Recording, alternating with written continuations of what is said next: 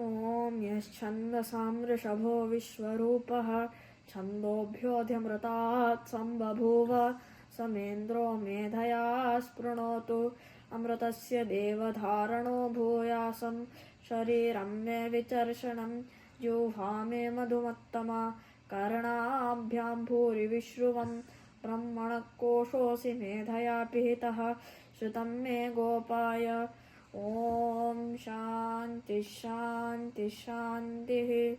ॐ मेधा देवी जुषमाणा न आगाद्विश्वाची भद्रा सुमनस्यमाना त्वया जुष्टानुदमाना दुरुक्तान् बृहद्वदेम विदथे सुवीराः त्वया जुष्टऋषिर्भवति देवि त्वया ब्रह्मागतश्रीरुत त्वया जुष्टश्चित्तं विन्दते वसुसानो जुषस्व द्रविणो न मेधे मेधां इन्द्रो ददातु मेधां देवी सरस्वती मेधां मे अश्विनावुभावा धत्तां पुष्करस्रजा अप्सरासु च या मेधा गन्धर्वेषु च यन्मनः दैवीयं मेधा सरस्वती सा मां मेधा सुरभिर्विजुषता स्वाहा आमां मेधा सुरभिर्विश्वरूपा हिरण्यवर्णा जगति जगम्या ऊर्जस्वती पयसा पिन्वमाना सा मां मेधा सुप्रतीका जुषन्तां मयि मेधां मयि प्रजां मयि अग्निस्तेजो दधातु